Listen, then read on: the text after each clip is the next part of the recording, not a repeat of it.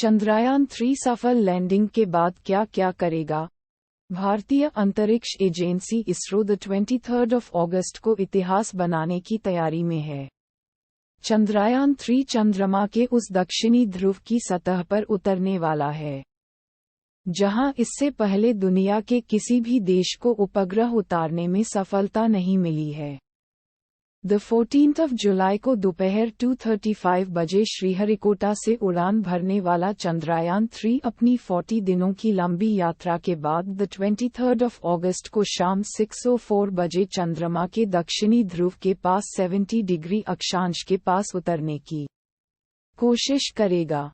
चंद्रयान-2 की लैंडिंग के दौरान हुई तकनीकी विफलताओं को ध्यान में रखते हुए इसरो ने जानकारी दी है कि चंद्रयान-3 को और अधिक कुशल बनाया गया है।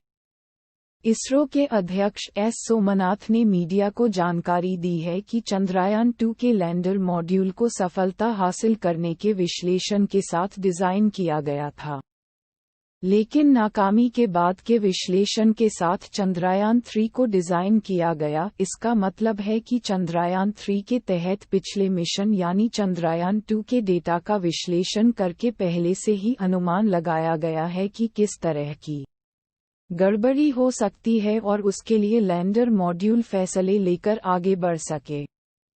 लैंडर मॉड्यूल ने चंद्रमा के दक्षिणी ध्रुव के करीब 4 किलोमीटर लंबाई और 2.4 किलोमीटर चौड़ाई वाले एक उपयुक्त क्षेत्र की भी पहचान की है और कोशिश होगी कि एक सपाट सतह पर उतरा जा सके।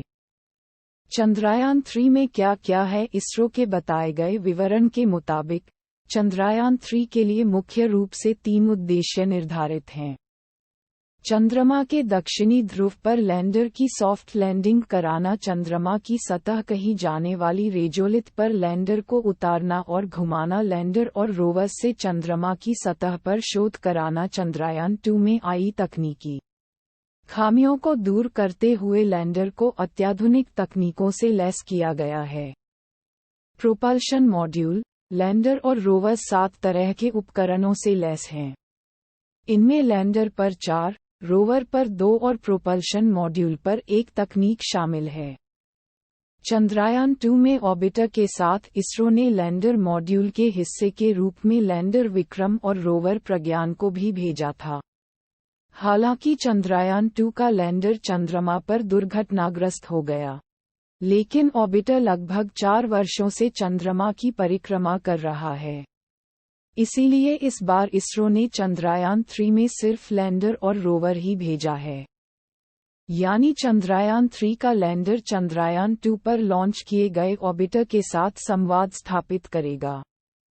प्रोपल्शन मॉड्यूल की खासियत, प्रोपल्शन प्रणोदन मॉड्यूल चंद्रयान-3 के लैंडर और रोवर्स को चंद्रमा की सतह पर 100 किलोमीटर की ऊंचाई तक ले गया है।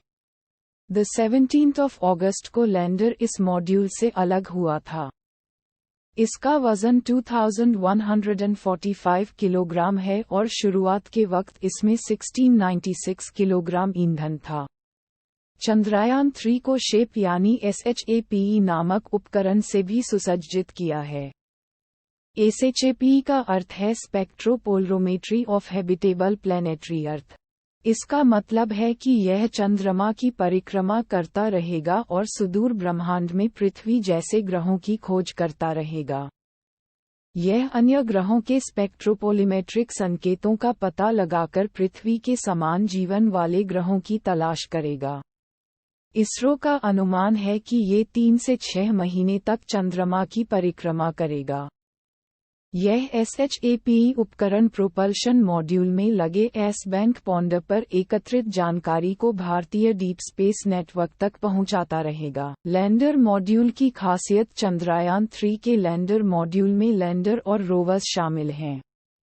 इन दोनों के चंद्रमा के दक्षिणी ध्रुव के करीब उतरने के बाद उनका जीवन काल एक चंद्र दिवस है, यानी चांद पर 1 दिन तक रिसर्च की जाएगी। चंद्रमा पर सूर्योदय से सूर्यास्त तक पृथ्वी के 14 दिनों के बराबर होता है। चंद्रयान-3 का लैंडर 2 मीटर लंबा, 2 मीटर चौड़ा, 1 मीटर 116 सेमी ऊंचा और 1749 किलोग्राम वजनी है। चंद्रयान 3 के संचार में लैंडर अहम भूमिका निभाएगा क्योंकि यह लैंडर से निकले रोवर से संचार करता है। ये रोवर के साथ साथ चंद्रयान 2 पर लॉन्च किए गए ऑर्बिटर के साथ भी संचार करेगा। इनके अलावा ये बेंगलुरु के पास बेलालू में इंडियन डीप स्पेस नेटवर्क से सीधा संवाद करेगा। चंद्रयान 1 और मंगलयान जैसे अंतरिक्ष अभियान के दौरान भी नेटवर्क से संवाद किया गया था। चंद्रयान 3 के खास उपकरण छोटी उम्र बड़ी जिंदगी उन चमकते सितारों की कहानी जिन्हें दुनिया अभी और देखना और सुनना चाहती थी। दिन भर, पूरा दिन, पूरी खबर समाप्त। इसरो ने लैंडर मॉड्यूल में महत्वपूर्ण पेलोड स्थापित किए हैं। इनमें एक है radio anatomy of moon bound hypersensitive ionosphere and atmosphere, या संक्षेप में कहें तो रंभा। ये डिवाइस चंद्रमा की सतह पर प्लाज्मा घनत्व की जांच करेगा, यानी ये वहां आयनों और इलेक्ट्रॉनों के स्तर और समय के साथ उनमें होने वाले बदलावों का अध्ययन करके जानकारी इकट्ठा करेगा। लैंडर में स्थापित एक और महत्वपूर्ण उपकरण चंद्रमा की सतह के तापीय गुणों का अध्ययन करेगा। लैंडर में लगा एक और प्रमुख उपकरण है ILSA, यानी instrument for lunar seismic activity. ये चंद्रयान 3 लैंडर के लैंडिंग स्थल पर होने वाली भूकंपीय गतिविधि की जांच करेगा। ये भविष्य में चंद्रमा पर इंसानों की मौजूदगी और निवास के लिए एक महत्वपूर्ण घटक है। टेक्टोनिक प्लेटों की गति के कारण प्रतिदिन पृथ्वी पर सैकड़ों भूकंप आते हैं। भूकंप की पहचान करने के लिए सिस्मोग्राफी से ही होती है। यही स्थिति चंद्रमा पर भी है। चंद्रमा पर आने वाले भूकंप भी चंद्रमा की सतह पर आते हैं। अगर भविष्य में चंद्रमा पर मानव बस्तियां बसाई जानी हैं तो सबसे पहले भूकंपीय गतिविधि का अध्ययन किया जाना चाहिए। इसलिए यह उपकरण चंद्रयान 3 के लैंडिंग स्थल पर भूकंपीय गतिविधि का अध्ययन करेगा और चंद्रमा की परत और आवरण की जांच करेगा। इनके साथ ही LRA नामक एक अन्य पेलोड भी लैंडर में स्थापित किया गया है। LRA लेजर रेट्रोरेफ्लेक्टर एरर का संक्षिप्त रूप है जो चंद्रमा की गतिशीलता की जांच करता है। इन उपकरणों को संचालित करने के लिए बिजली की आवश्यकता होती है। बैटरी के साथ साथ चंद्रयान 3 लैंडर बिजली उत्पन्न करने के लिए सौर पैनलों से सुसज्जित है।